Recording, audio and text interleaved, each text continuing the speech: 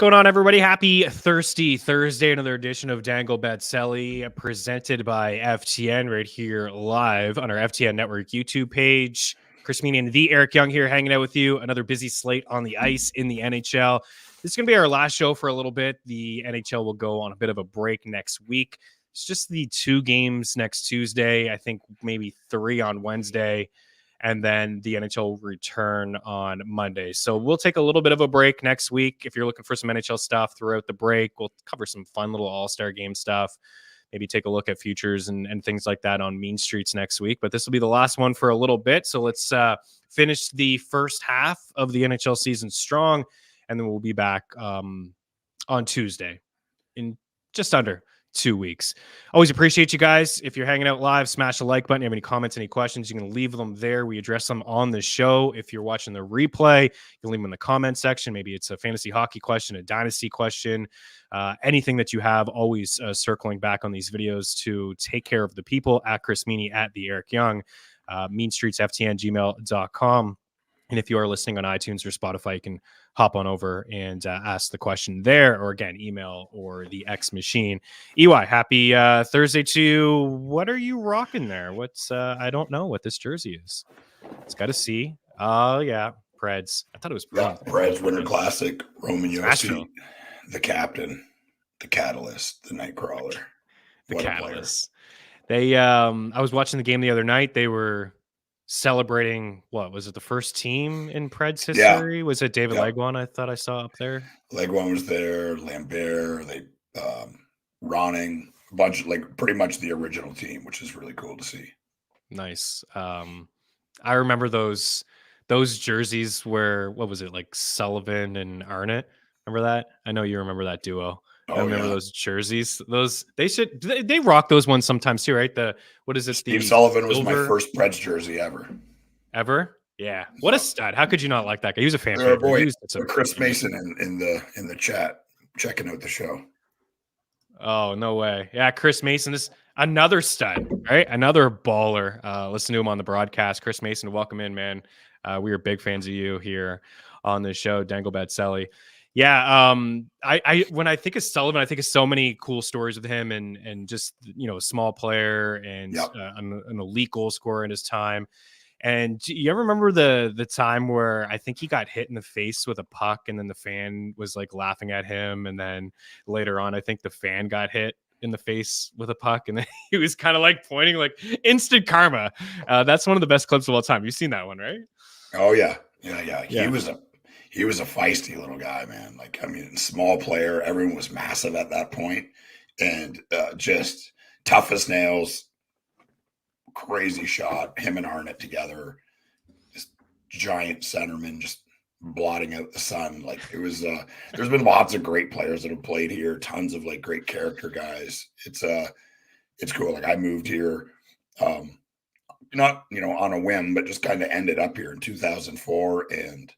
Love the city, love that franchise. They take very good care of me, and get to hang out with Mace and Hal and some of the players, and it's just really, really cool. You saw, like, we got to go into the bowels of the Bell Center and hang out with some of the boys down there after the game, just before COVID hit. So yeah, it's my team, my chosen team. I will always be a Maple Leafs fan, but I moved here. Nashville is my home, and the Predators are my team. Definitely one of the best places to catch a live hockey game. We've said that a couple of times here on the show. Bridgestone Arena is electric. It's an unbelievable atmosphere. I've been a couple times. Once with you, and it was both times I went was just absolutely phenomenal. It's a great place to go watch a hockey game. Plus, you got Broadway there as well. So yeah, put it on the bucket list. If you're looking for a new place to check out a hockey game, it's got to be Nashville and Bridgestone Arena. Okay, we're going to get after it. We got a lot of action on the ice tonight. A decent showing last night in the NHL. Woke up to a stat correction this morning. It was like Christmas morning. Last night we had a 75-1 same game parlay. We had a 2-point night for Eberle, McCann, and Thomas Tatar.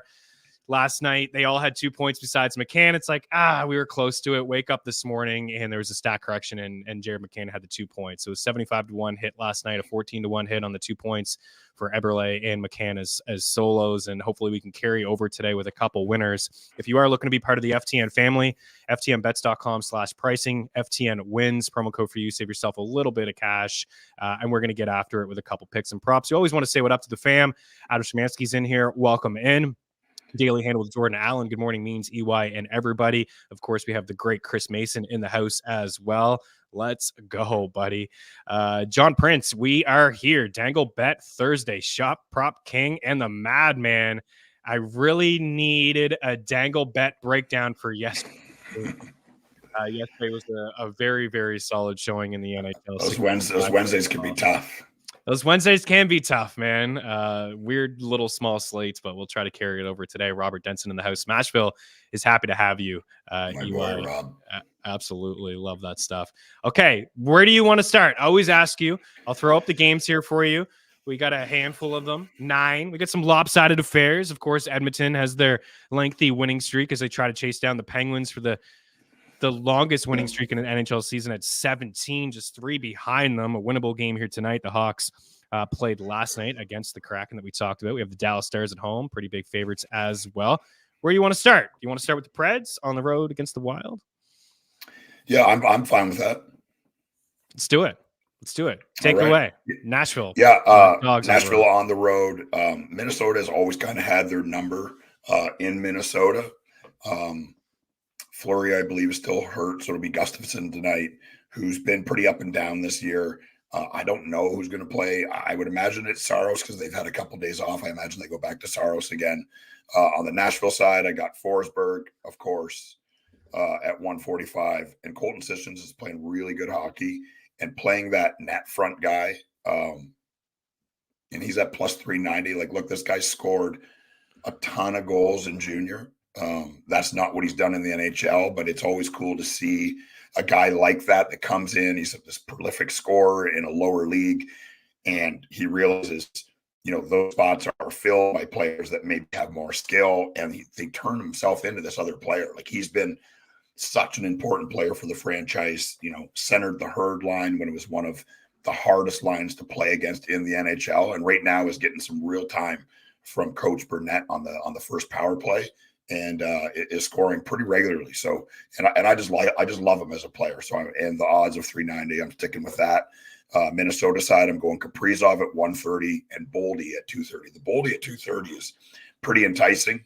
I get Kaprizov is back, but Boldy's been the guy that's stirring the drink there. Like, he's been the guy carrying the offensive load, and the fact that he's at 230 is pretty tasty. It's a pretty good odds. Yeah, ever since they made the coaching change, it's the spark that I noticed right away was Matt Boldy. Whether it's some puck luck going his way, I mean, he's a volume shooter. He's got a heavy shot. He can find the back of the net with the best of them. But his game has changed since the coaching change, and the Wild too. They've been a little bit better since they made the change. Their defensive game has been better. They still are among the basement dwellers, I guess, in terms of penalty kill percentage. So I like the power play call there. Maybe a couple power plays for Nashville to whip that puck around. I still like Nyquist, man. I'm seeing him dropped in his ownership is now. What a find for them. He's been the top line of Forsberg, O'Reilly, and him. It's just been really good, man. He's carrying the puck. He's been a very good player for them all year. 12 goals, 24 assists on the season, 38% is ownership in Yahoo. He's hit the score sheet in 12 of his last 15 games. Like, he's been held a point, I guess, in 3 of the last 5. So maybe that's why people are, the run is over. But I don't think it is. Like, the ice time is there. No. The minutes is there. The opportunity. He's playing with a stud in Forsberg. O'Reilly's been great all year long. He's minus 135 over at DraftKings to pick up a point. He's plus 150 to pick up an apple. And he's got 24 helpers on the season. And even his shot prop is a touch juiced. But he's been shooting, man. He's got at least 3 shots in 5 of his last 6 games. Bet Rivers is offering minus 182 for 2 shots. But how about DraftKings at plus 130 for 3 shots? That's a little bit of a maybe a quote unquote long shot, you're looking for a plus money play. The Wild are inside the top 12 in shot attempts allowed at 5 and 5 per 60 over the last 5.5 weeks. So an opportunity there. And again, the penalty kill is just not great in Minnesota. So the point could come via a power play. Those shot attempts could come for the power play as well. We mentioned Brock Faber in the last game. I think we should go back to him. I think I got a little bit greedy saying that, we'll just take the assist at plus 150, even though the point was plus 110. He scored a goal, so we didn't get the assist. But the point again tonight for Brock is plus 110. As you said on Tuesday, the dude just doesn't come off the ice. 25 plus minutes over the last couple of months of the season. Now is moved from 5-1 on Tuesday when we talked about him as the Calder Trophy winner potentially. Bedard was minus 300 at the time. He's come back down to around minus 170. I still think like when Bedard comes back, it could be his if he goes on a run. But what Faber is doing, the minutes that he's eating up, now he's on that first power play. He enters on a 5-game point streak. He's got 8 points over that span, and 4 have come on the man advantage. So he's playing some really good hockey for the Minnesota Wild, playing with a ton of confidence. And since Kaprizov has been back, that power play has been much better. Before we move on from this game, so the 2 plays for me would be Nyquist, the shots, and I like Brock Faber here. Goal scorers, I would go with Forsberg and Kaprizov. It's kind of chalky, but I think those guys find the back of the net. Do you think the Predators will add at the deadline? And there's been a lot of Tyson Barrie rumors out there, maybe moving on from him. He's just been back in the lineup. But looking at the standings, another tough loss for the LA Kings last night. But the Preds are hanging on to that final wildcard spot at 51. Do you think they just stay the course the rest of the way? Or do you think that they're a team that maybe adds, like, not as, I don't know, about Lindholm or a superstar forward, but maybe just some depth? What do you think Nashville does at the deadline? Look, I mean, Barry Trotz has been in and around hockey his whole life, but he is new to being a GM. I would think at this point, people that were being realistic probably didn't see themselves being, in this position or being, in the playoff hunt. I think they make the playoffs. I think they're just one of those teams that's going to scrape and claw and somehow find their way in. Things like that are great for revenue, are great for building popularity in the city and all of those things. But I don't think they'll be aggressive buyers. I think if the right deal comes around for Barry or somebody like an aging player, then they make it. But at the same time, like a lot of this team's core and a lot of this team's really good players are young. Like I don't, Homer or not, I mean, Tommy Novak has probably the greatest contract in the NHL. I think he's making $800,000, and he could be a first or second line centerman on most teams. He's so good. And I understand, like, you look at the stats and there's not a ton of goals and not a ton of assists and all that. If you watch the games, like when he has the puck and he's on the ice, things happen, and they happen all the time. It's not an accident. He's a really, really, really good player, and he's making $800,000. It's probably the number one value contract in the entire league right now, in my opinion. Yeah, he's a really underrated hockey player, there's no question, and a great player to have in our Fantrax league that counts salary, because he does a lot for you at that price tag for sure. Welcome in. Cheers from Canada. Cheers to you as well. Bats here on a thirsty Thursday. All right, let's continue to move along.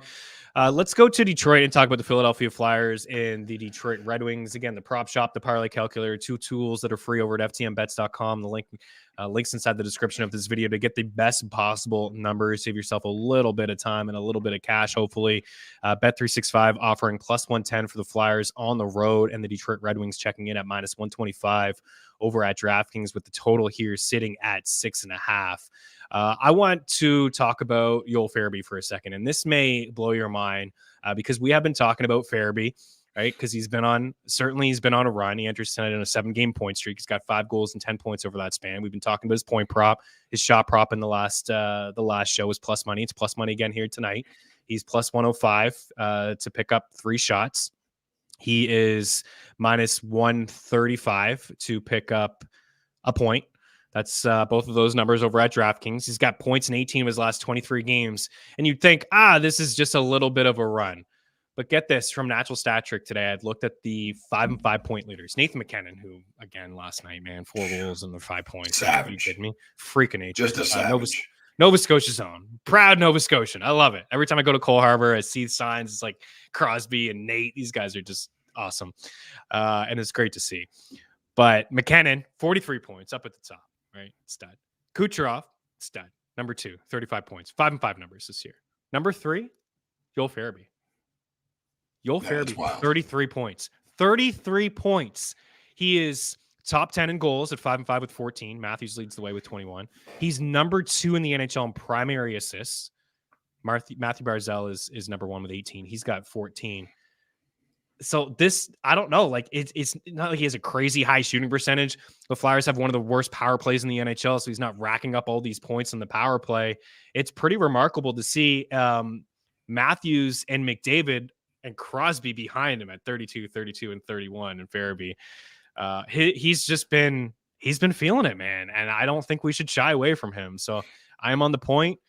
I am on the shot prop at over 2.5. And on the other side, Alex DeBrincat is at minus 130 to pick up a point. I think we could see some goals in this game. I don't know how you feel about Samuel Ersson. We talked about him in the last show as like a long shot Calder. I still like Faber. I think, Ersson's going to have to, as a rookie goalie, he's really going to get an opportunity here with Carter Hart away from the team. And Philadelphia, he's certainly going to get an opportunity. As a rookie, he's been pretty solid this year. Of late, not as much. Yep. 80% of the games the rest of the way does he hit a rookie wall. Flyers are in a playoff spot right now, 56 points, third in the Metro, believe it or not, ahead of the Islanders, the Devils, the Pens, the Capitals. So they're going to really lean on this kid the rest of the way. I think he's a decent pickup in fantasy hockey leagues, sell high candidate if you're in a good spot. But interested to hear your thoughts on him the rest of the way, if you think the Flyers could be a playoff team. And Farabee and DeBrincat, those are the two guys for me. And then you got a couple goal scorers, I'm sure. Yeah, I mean, for me, the Farabee thing, I mean, we've talked about him off and on here for a few years. Like, he would see glimpses of the player that he could be, and you'd hear about, stuff out of Philadelphia, how skilled he is, him and Frost and Tippett and just these, this young core. Obviously, guys like Couturier and Konechny are carrying the heavy load, but the fact that Farabee is on that list for 5-on-5 scoring is saying that, I mean, he's arrived, right? That's not by accident. Like you said, the shooting percentage isn't insane. It's right around where it should be. And if you're a person that's in a dynasty league, or when you have Joel Farabee, you hold on to him like a gold bar, he's likely only going to get better. As far as Ersson goes, I believe that if I was a betting man, and I am, that I would say this is the beginning of the end of the Philadelphia run of playing well and consistency. Like, the reality is very seldom do we see rookie goalies do well. It's just very, very rare. I'm not willing to bet that Ersson is going to be the difference there. I feel it, and it has not, like, he's young, right? He's a young player. I don't think fatigue has anything to do with body fatigue. It's goalie fatigue, and I'm not a goalie. I have played it a couple times. The hardest part is being engaged for the entire game. And it takes an incredible amount of mental energy, which, ends up draining you physically. And I think just the reality is he's kind of already hit that wall, and now he's going to be the guy that they're going to lean on. And I think just consistency is going to go away, and they're going to start to fall down the rankings here. If I was to bet, that's what I would say. I think that maybe a sell high candidate then. Yeah, I mean, when Philadelphia is good, it's a better league. The fact that the turnaround is happened this quick, like, I would imagine fans in Philadelphia are apprehensive to even open their mouth or support the team, because no one thought that they would be in this position this year. But here they are, right in the thick of it. That the Metro is just confusing and difficult and wild, and who knows what's going to happen. As far as the game tonight, Philadelphia, I'm going Konechny at 140, and I'm going Atkinson. Atkinson has been piling up points. I don't know what his Yahoo availability is, but he's just one of those guys that's never like 80 and 90% owned, and he's a stat compiler. It's just, he's kind of done it his whole career, and he's doing it in a big way right now. So look for him if you in season long leagues, if he's available. He's shooting like crazy, scoring, getting assists, playing on the power play, kind of doing all things right now. And right now, I think they got him at plus 240. The Detroit side, I'm going Larkin at 145 and David Perron, who's also kind of starting to feel it at plus 270, playing on that second line and playing on the top power play. David Perron has always been this guy.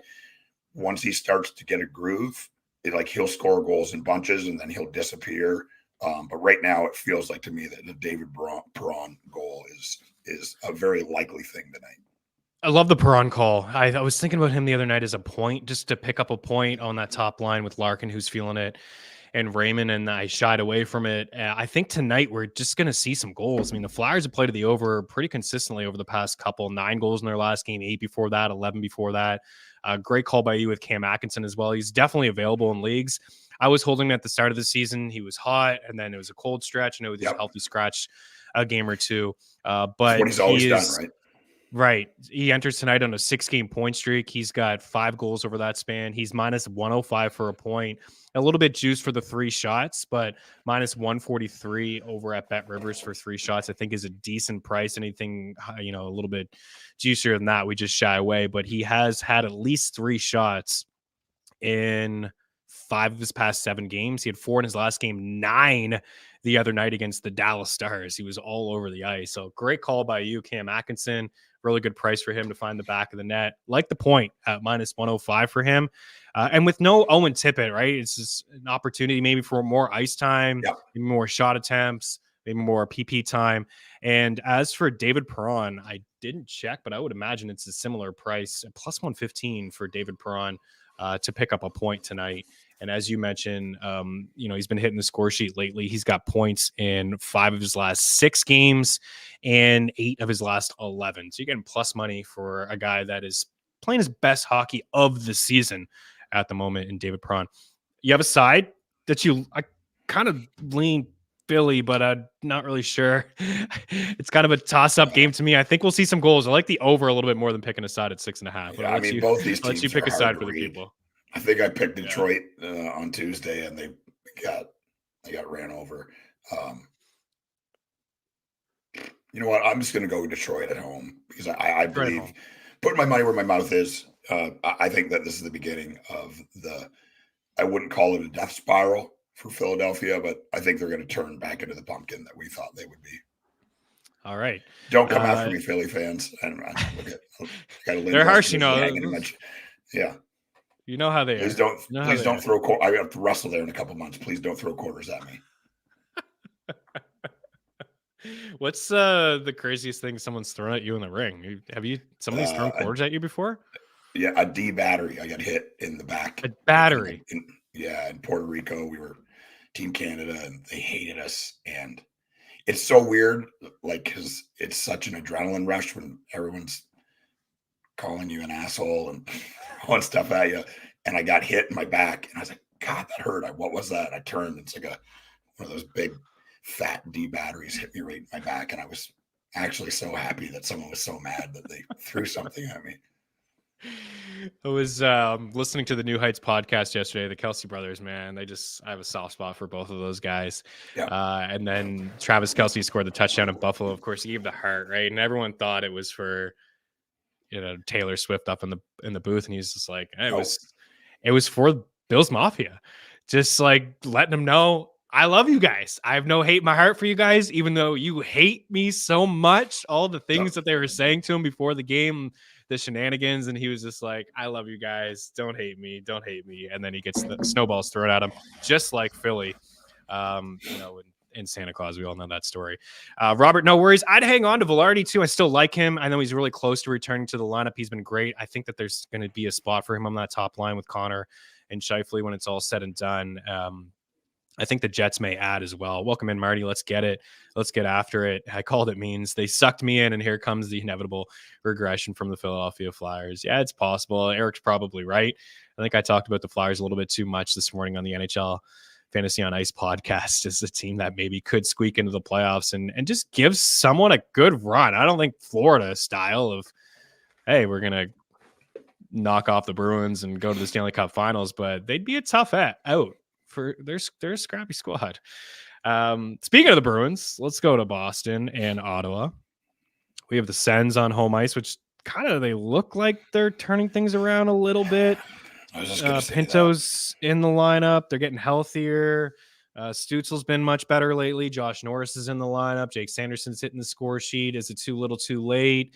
They played 43 games. Nobody's played fewer games than the Ottawa Senators. So they have some ground to make up on teams. Them and the Edmonton Oilers are 43 games. A lot of teams have at least 46, 47, 48 games played.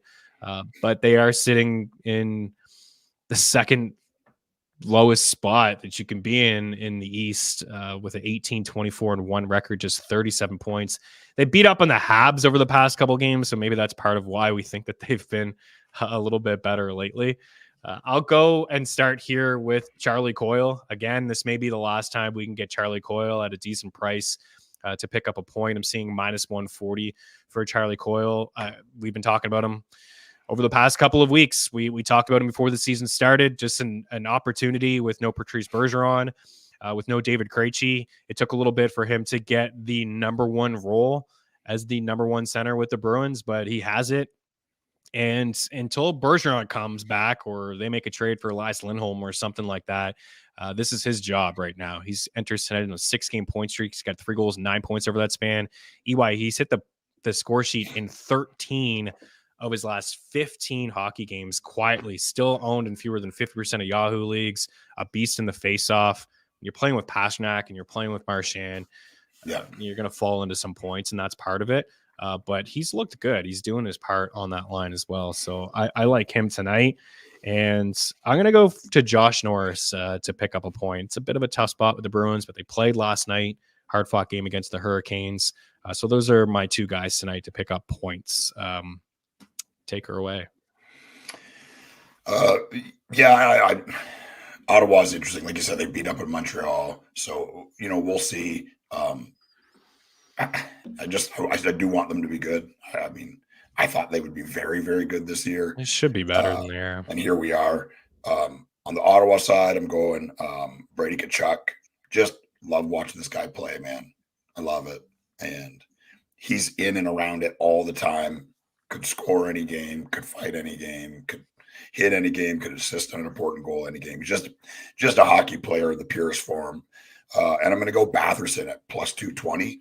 Shooter on that power play, kind of having a sneaky good year, right? Even though they've been bad, Batherson has just been very offensively consistent for them. And it wonders if they didn't have Drake Batherson, where they would be. The Boston side, I can't go away from Pasta.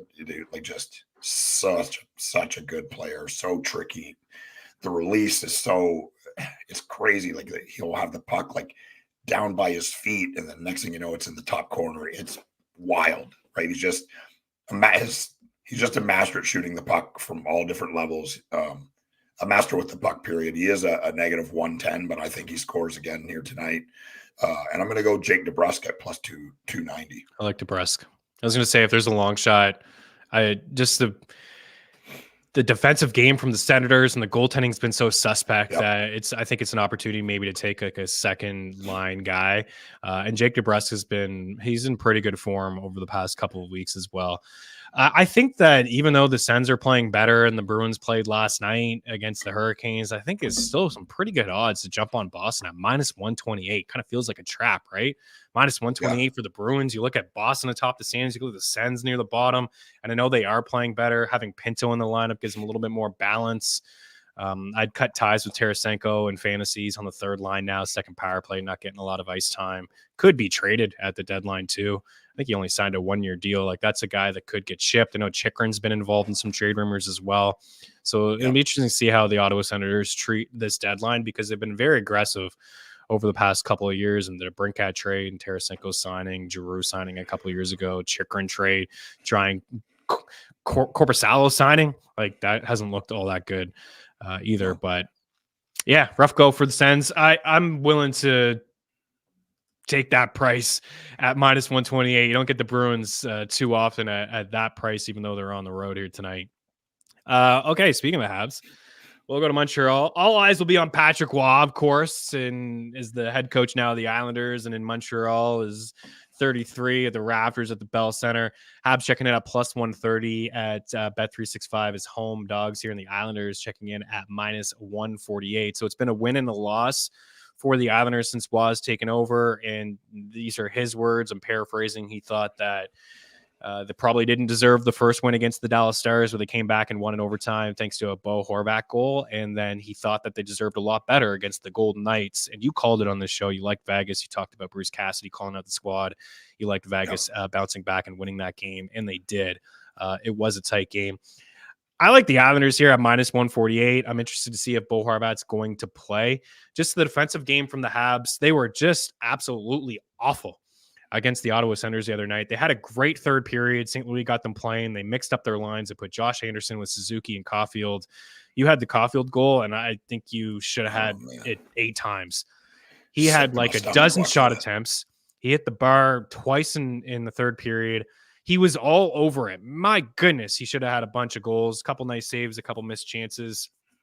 The Habs just don't. Their defensive game is not great at the moment. It's they're still among the leaders in penalties taken. They're undisciplined, and they really just have 3 guys that bring it every night. It's Caulfield, Suzuki, and Monahan. So I think that the Islanders on the road, Sorokin between the pipes. I think, even minus 148 for this New York team. I would lean with them to win this game. Be interested to see if Slafkovsky goes back up on that top line tonight. But Brock Nelson's the guy for me. And if Bo Horvat plays, I'll be interested in him as well. I'm seeing shot props a little bit juiced, but for him to score a goal tonight at plus 165, it's the penalties that the Habs take. It's the defensive zone coverage that I've seen. So I think, some of these Islander guys you may not see a high scoring game with Sorokin between the pipes, but I think the Islanders go in there and win by a couple goals tonight. You got a couple goal scorers for us? I do, yeah. I'm looking at if Horvat plays, I think I would include him, and I probably would include him in my 8-way Maniac parlay at the ends, but I'm going to keep an eye on that. I'll have an alternate by the time we get to the 8-way. And going back to Nelson again, it seems like if they score, it's one of those 2 guys, so it's a pretty good bet. Montreal, Caulfield, of course, at 145, and Slafkovsky at plus 300. They moved him off of that top line, but he's still playing on the top power play and still playing with some pretty good players. And playing with Monahan, who's just piling up assists right now. So there could be some chemistry built between those 2. Yeah, I think that we'll see him with Monahan and maybe Josh Anderson back with Suzuki and Caulfield. Just get a little bit of grit on that line, mix it up a touch. Kyle Palmieri is an interesting call too. I think we talked about him before, just given the placement with Brock Nelson. He's also on that first power play. He's plus 260 tonight to score a goal, and he's minus 120 to pick up a point. I don't really ever consider Kyle Palmieri as jump on this point prop, but given the matchup, I'm in. I like it.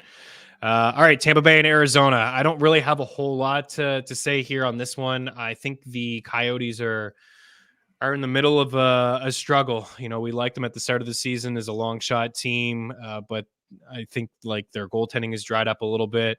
They played last night. They lost 6-2 to the Florida Panthers. Our Panthers. We love the Panthers here on this show. Plus money for them to win on the puck line last night. Another goal from Sam Reinhart. My goodness. Back-to-back, second half in Tampa. It's nice that they're going to go to Connor Ingram. He's the better of the 2 goalies that they do have. But I like Tampa here. I put in Kucherov. It's a little juicy for Kucherov to have a 2-point night at minus 130. But, man, this guy is just – man, him and Nathan McKenna, I don't know what more you can say about those 2 guys. It's going to be an amazing run to see who takes down the Hart Trophy. But Nikita Kucherov, a 4-point night the other night. He's got 4 multi-point games in his last 6, 3 games with at least 3 points. He had the hat trick the other night, and man, he's just playing too. 24 minutes the other night. I feel like he's been more aggressive this year than in years past. He's shooting the puck a little bit more. And Braden Point is minus 120 for a point. And if you're looking for a long shot, I mean, if Kucherov is priced at minus 130 for 2 points and he's picking up 2 points here and there consistently, I think Braden Point for 2 points is plus 170. and he's got 2 multi-point games over the last 4, and he's got 50 points in 48 games, so he's above a point per game guy here. I like Braden Point for a 2-point night at plus 170. Go ahead. Yeah, I like that. Braden Point is spectacular. Love watching him play. Arizona side, of course, Clayton Keller at 160. And I'm going back to my boy, Kraus, shoots the puck, net front guy, playing on the second power play, playing some important minutes for Arizona. And I just like him at plus 320. Tampa Bay side, Kucherov at negative 105. And I've got Mikey and Nisimot. He's playing on the third line. Power play goal the other night. Yeah, and he's playing on the second power play. I don't know neither of those things are like classic goal scorer, but it's just like every time I look, I pull up my game app and it's like they've got 2 goals, and Mikey Nisimot is one of the guys with the goal. So just it's a gut feeling. I wouldn't say to do it. I wouldn't say to bet on it, but I'm going to bet on it, and it's plus 500, which is the most appealing part.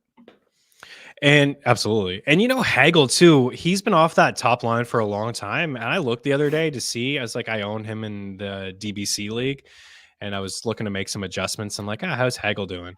It's like, wow, this guy's doing pretty good. He's picked up a point in 7 of his last 9 games, got 4 goals over that span. He's minus 140 for a point. He's plus 140 for an assist.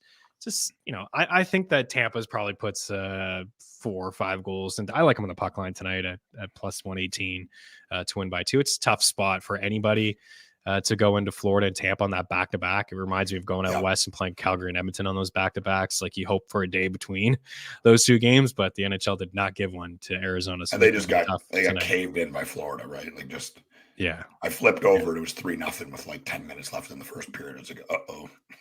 Yeah, they got dummied. Okay, let's go to Dallas. We got Anaheim and Dallas here tonight. The Stars, just those are the 2 sucker teams for me, man. Dallas and Florida. I would be very happy if that was a Stanley Cup, final matchup. I get I'm north of the border, Edmonton, yada yada yada. But I'm speaking selfishly here for futures when it comes to the Dallas Stars and the Florida Panthers. Wyatt Johnson. Going right back to him. He was a 2 and a play for us. He, again, is one of my favorite plays on the board. Yeah, great call. Minus 120 for a point, minus 135 for 3 shots. He's got 3 goals and 8 points in his last 7 games. He's got 3 multi-point games in his last 5. He's had 3+ shots in 4 of his last 5. What we talked about last week, just rewind, or on Tuesday, just rewind it. Like, Robertson is cooking. We talked about him being plus money for an assist. He picked up a couple assists the other night. Rupe Hintz is playing really good. It's just no disrespect to Jamie Benn, but I think he was slowing down Wyatt Johnson. Pavelski's good enough to kind of be fine on that line with Ben. He's still getting top power play time. They needed to get Wyatt Johnson going, and my goodness, they got this kid going. Great call by Pete DeBoer. I think he's a must-add the rest of the way. I know he only has center eligibility in Yahoo, but he's going to get wing eligibility very soon because Hintz is the center on that line, and he just doesn't look out of place, man. He's skilled. He has a couple one-touch passes that are beautiful. He's setting guys up, and he's got a nice shot, and he's finishing. So, this matchup really couldn't get any better against the Anaheim Ducks. I just saw them, the San Jose Sharks took it to them the other night. So I like that top line. In the tracker, I got the point. I got the shots, and we'll have some fun. We had the Bet365 last night, 75-1. This isn't as big as a long shot, but for Hintz, Robertson, and Johnson for 2 points each, it's 25-1, or for all of them for 1 point, it's plus 240. That's at 365. And then another one that's been working out is that Duchesne, Sagan, and Marchment line at plus 350. One thing I will say when it comes to the Ducks, Adam Henrique has been pretty good. We had him the other night for a point.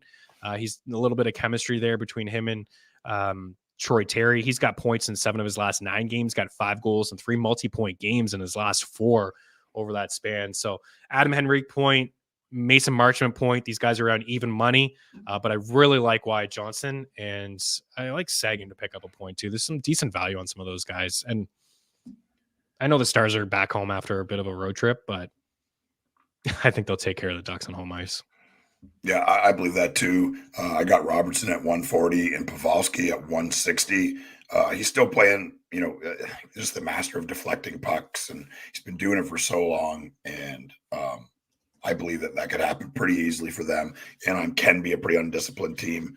On the Anaheim side, I'm going Terry at 260, and I'm going Leo Carlson at 320. He's going to center the top line and center the top power play, and they're doing this thing where Nice. they're not playing him all the time. So he's obviously rested. He obviously wants to prove himself because he wants to play all the time.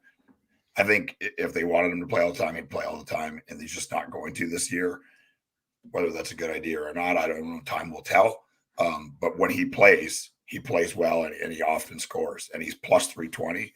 So yeah, that sounds just fine for me.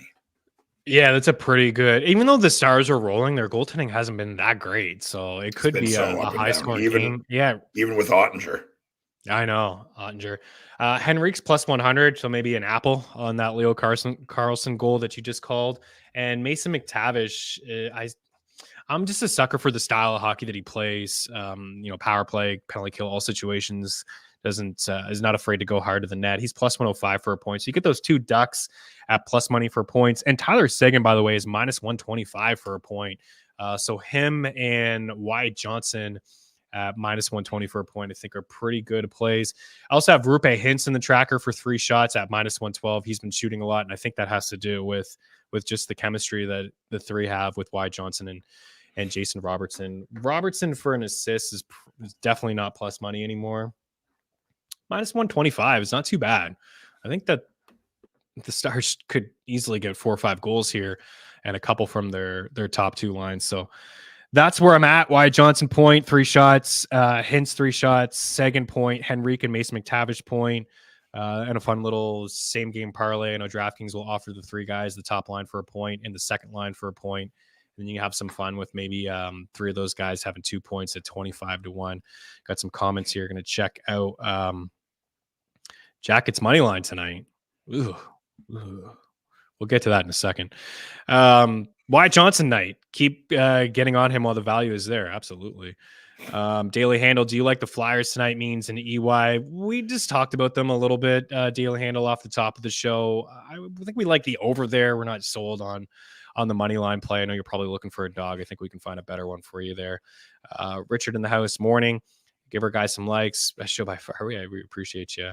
Yeah, absolutely. Second line is 60-1. I think both lines are worth it for a little bit of a sprinkle there because it's a really good spot, and that line has been great in general.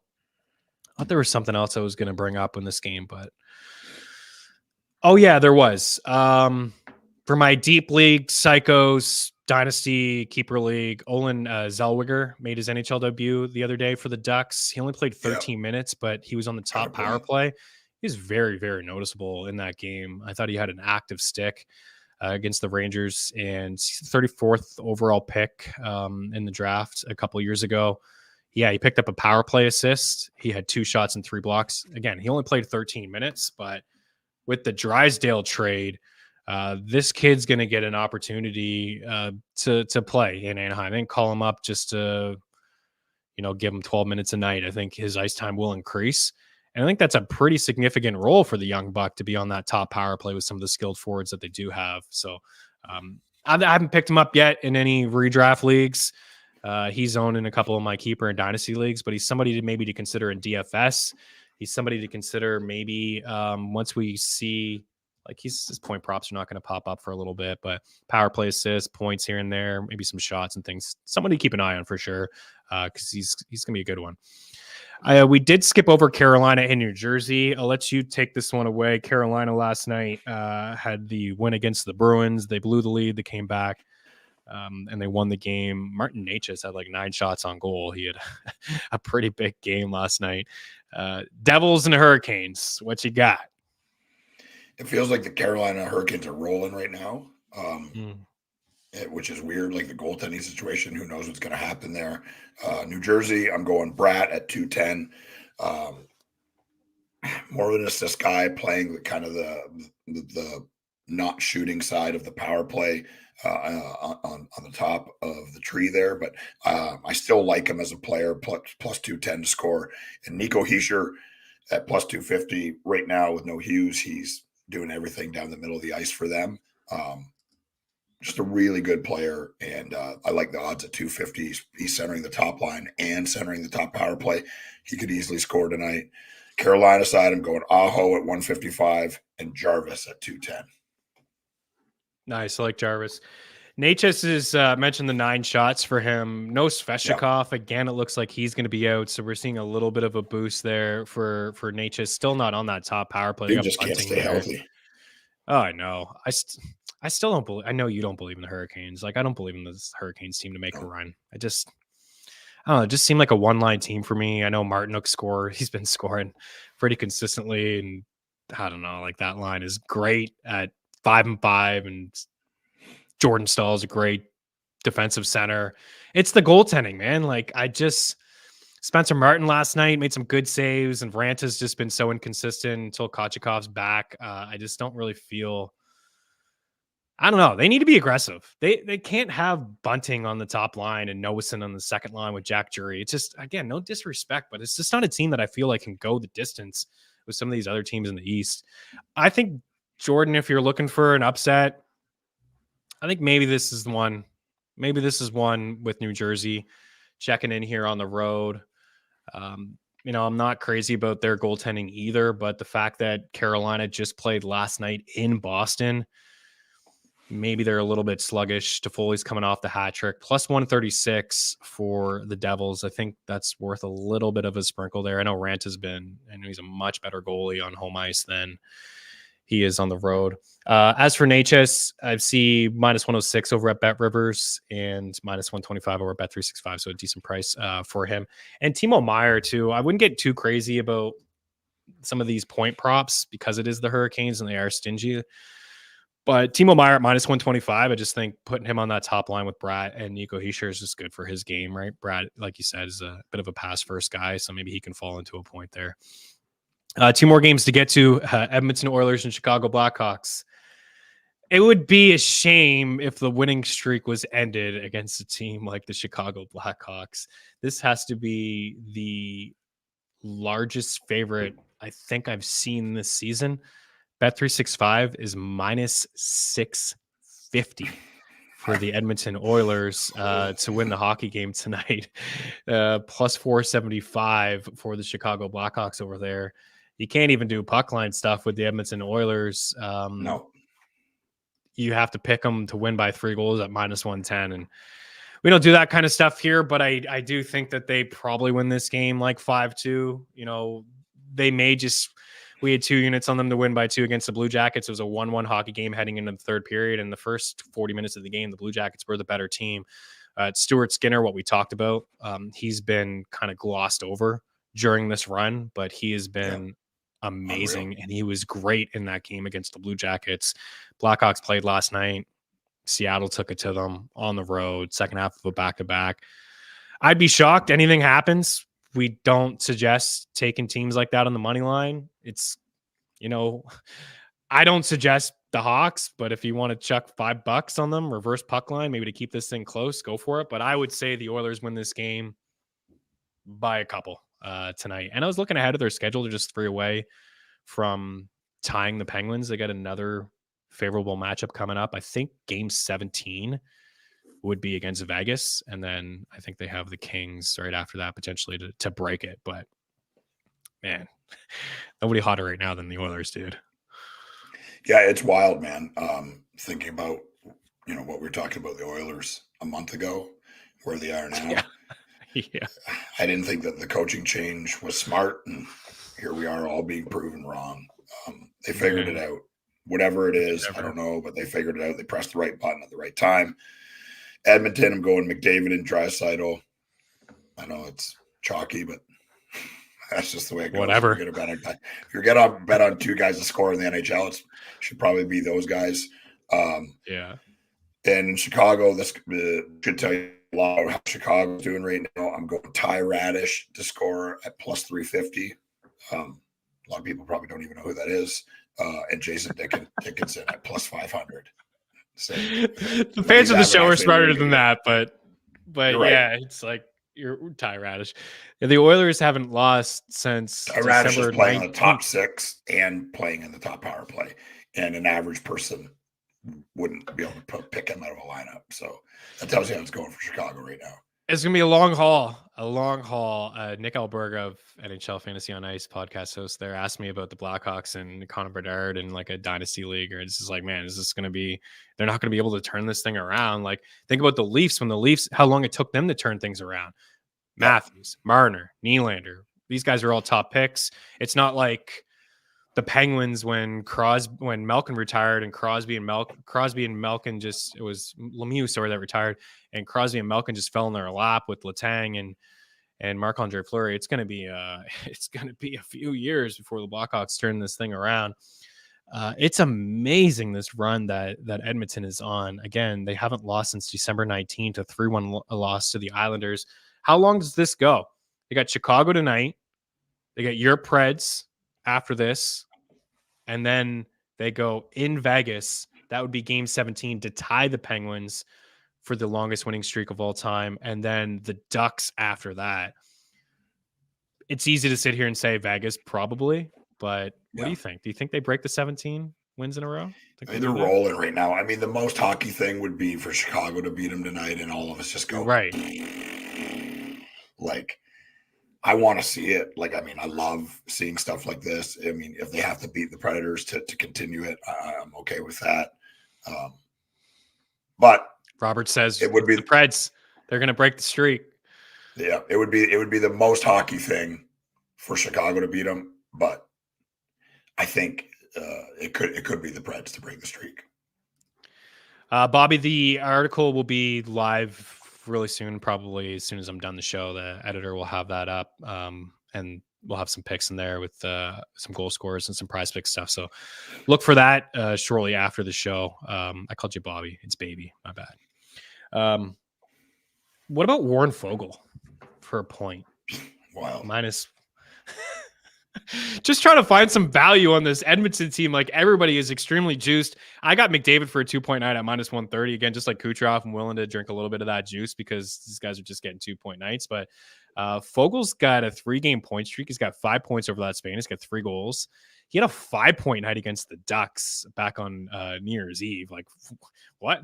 He had 2 goals and 3 assists. I mean, he's playing with Draisaitl. He's picked up a point in 4 of his last 5. He's minus 105 for a point. He's plus 190 for an assist. He's plus 290 for a goal. I mean, it's Warren Fogle, but hey, it's working right now. I'll say when you watch the games, he's pretty noticeable. You're like, right? Who the hell is that? I know him and McLeod. I mean, McLeod's got a ton of speed, so that's why McLeod is a little bit more noticeable. But Fogle, yeah, man, he's got big some body, speed to his can really game. skate. Right, like, Big I mean, body. You're playing with guys like that, like you're automatically, Draisaitl's getting all the attention. You're just kind of skating around by yourself, right? Like it's just how it works. No one's worried about William. No one's worried about Fogle. They're worried about Draisaitl, and he's getting the runoff. So good for him. There's a couple times in the Oilers' last game I looked like Draisaitl and it was Connor Brown, and I was so disgusted myself. I was just like, oh my god, I can't believe I thought that was Draisaitl. It's Connor Brown. Evander Kane is also, right? Yeah, I know. Evander Kane is also on that line. He's minus 125 for a point. So I mean, he's got 2 multi-point games over the last 3. That's probably a better call because he's more of a shooter. Yeah. He's had at least 3 shots in 4 of the last 5 games. He's minus 154 for 3 shots. So Vegas is thinking he's going to shoot the puck tonight. Those 2 guys, I think there's some value there. Fogle for a point, minus 105. Kane for a point, minus 125. Ben Williams hopes they do, and I'm pretty sure he's talking about your Preds. Hoping the Preds can end the skid, or the streak, rather. All right, final game of the night. Blue Jackets and the Calgary Flames. We did hit on the Blues as the dog of the day on Tuesday. When they played the Calgary Flames, and the Blues did it again last night. Shout out Braden Shen, who I think is a good fantasy hockey pickup. He's on a little bit of a heater there. As for this game, again, I feel like Calgary's not good enough to be minus 203 favorites. I don't know, man. Markstrom let in a bit of a softie there. That one kind of hurt them. Yeah, there's been some money coming in on Columbus. You can get them at plus 160. I think it's worth a sprinkle. I know Jordan Allen's always looking for a dog. I look at this board, EY, before we get into this matchup. Give me an upset. Like, what's an upset team here tonight that can pull off pull off a victory? Is it the Sens on home ice? Is it the Flyers on the road? The Devils on the road? I know your Preds basically a pick 'em. I know you gave that one earlier. But what do you think the chances of the Blue Jackets going into Calgary and pulling off a win? Johnny Hockey revenge. Let's go. Yeah, I mean, this is going to sound insane, but I mean, if Connor Ingram's going to play for Arizona, I mean, he could win a game by himself, right? Like Arizona's been scrappy all year. Tampa's been up and down. They're obviously much better now with Vasilevsky back. But, you know, if Ingram plays, and I don't know if he's slated to play. Did he play the other day? He should play. They didn't play last night, so he should get the start tonight. I thought that he would play. So if I'm going to pick one, it's going to be him. And just because Tampa Bay has just been not the Tampa Bay that we've been used to. And Connor Ingram right now, if you're looking like crazy goalie metrics and stuff, he's one of the best goalies in the league playing behind Arizona. So he's been awesome all year long. All right, what do you think about this game, Blue Jackets Flames? Yeah, I think the Flames are starting to round into form. Like you said, soft goal by Markstrom the other night. But I think they've just been much, much better. Columbus they're just not a good team. And I mean, it's as simple as others. They've got lots of good young players. But the goaltending has been pretty suspect. The blue line is, you know, pretty decimated. You know, when they don't have Rowensky, it's tough for them. So I'm going Chinnikov at plus 320, which I really love. Look, he's playing on the top line, and he's playing on the top power play. He's a shooter. That, you know, vote for me used to go to Marashenko, but he's been kind of invisible. And Chinnikov has been really shooting the puck a lot. So 320, I love that. And Vorkunov is a player that I love. I mean, it feels like Troy's been telling us about this guy for 3 years. And the truth is he wasn't wrong. He lived up to the hype. He's a dude. He's mean, really good on draws, tough, you know, good offensive instincts. He's a really good player. And he's also playing on the top power play, and he's plus 400. He's more in a shooting position on the left-hand side. So I really like that. Sharon Govich and Kadri for me for Calgary. Sharon Govich is a player that I've just loved all year. Yeah, I got him written down. I got Sharon Govich at minus 145 for a point. He's getting close. Like him and Charlie Coyle are now starting to get respect, I think, from Vegas. So it's tough to kind of take these guys as singles. But for Sharon Govich, he's up to 20 goals, 8 goals in his last 7. He's got points in 17 of his last 24 games. So it's a pretty good run. I know people don't like to hear about Huberdeau, but the same game parlay for Sharon Govich and Huberdeau along with Elias Lindholm is plus 275. I think that's a pretty good late night bet there. And I'll go with Blake Coleman for a point at minus 130. And I guess your long shot same game parlay of the day. Let's walk this one out together. Chinnikov point, Goudreau point, Cole Sillinger point. Top line plus 625 for these guys to hit the score sheet. It's not bad at all, man. Johnny Hockey's got points in 3 of his last 4 games. Chinnikov is a nice little player. He's got points in 2 of his last 3. He had a nice little streak there, 7 shots and 5 shots in back-to-back games. It's tough when you just get the 2 of the 3. That's why we're getting plus 625. But Sillinger did score 2 games ago, 24 minutes the other night against the Canucks. He's getting an opportunity. So that line together, it's like kind of like last night. That Kraken line with Tatar and McCann and Eberle was plus 475. It was a good matchup. This one's not as nice, but it's pretty solid. And you want to get nuts. Let's test how hot we might get. How about this one? Goudreau, Sillinger, and Chinnikov, 2 points each, 120 to 1. Oh my God. You'd have to be pretty brave. You got to be pretty brave, but I mean, this is pizza money here. Put $1 on that. It's $121. Put $5 on that. It's $600. It's the matchup is okay. You get the fun little revenge thing. These guys are in decent form. It's the Flames. So because it's the Flames and the Blue Jackets, all these guys are pretty good values just to pick up a point. Like Johnny Hockey's minus 110 for a point. Sillinger's plus 125, and your boy Chinnikov, I'll call him your boy, is plus 125 there. I don't know. I got this weird feeling about the Blue Jackets. Troy's not even here to talk me out of it. Yeah. You think he would? He wouldn't talk No about way. it. He'd say the Blue No Jackets way. are alive tonight. He'd be firing this cannon that he built in his bedroom right now. I got to go to Columbus too. It actually is on my bucket list. I've been around to a few arena. I got to go to Columbus. I got to hear the cannon, and I have to go to Minnesota. I love the atmosphere of Mini. I got to go to a football game. I've been to Minnesota. I've never been to Columbus. Definitely got to do it at some point. A buddy of mine that worked here for the Preds, Marty, he works up in Columbus. So Marty will take care of us. I'm pretty sure we got to make the pilgrimage. Nice. I got to do it around when the Vikings can play too. You know, kill two birds there with one stone. I'd love to see both. But yeah, Mini's just always been a great atmosphere. I love the Minnesota North Stars, like old jersey. I know it was Dallas that moved there, or Minnesota moved to Dallas, but I just love that jersey. And I know you have the Kaprizov one. It's got the old colors. So good. So good. Okay. All right. I'll do some sides. I'll throw to you for some goals, and then we'll wrap up with a couple other props here. I'm going to take the Bruins. I know it kind of feels like a trap. They played last night. Sens have been a little bit better lately, but they beat up on some brutal teams. We get Boston at -128 over at FanDuel. I like that one. I also like the Islanders tonight at -148 for them to win. I am on the Bolts on the puck line. I think, just Arizona playing last night against Florida, tough spot for them. And then that's really it for me. As you said, we can't really dive into the Oilers. I do like the Stars on the puck line at home, but it's not the best odds. And I think if you're looking for an upset of the night, I'm going to go off New Jersey, although I think that they're interesting tonight. But Carolina is a very tough place to go in and play a hockey game.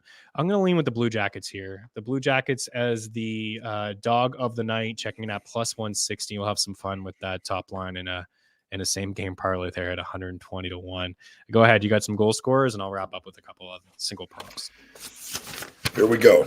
We've got Pasta, DeBrusque, Kachuk, Batherson, Horvat if he plays, Nelson, Caulfield, Slavkovsky, Keller, Krause, Kucherov, Eastamont, Konechny, Atkinson, Larkin, Perron, Bratt, Heischer, Aho, Jarvis, Carlson, Terry, Robertson, Pavelski, Forsberg, Sissons, Kaprizov, Boldy, Radish, Dickinson, McDavid, Draisaitl, that somehow is the same game, Chinnikov, Vorkanov. I'm not really sure if I'm saying that right, but whatever, you get it.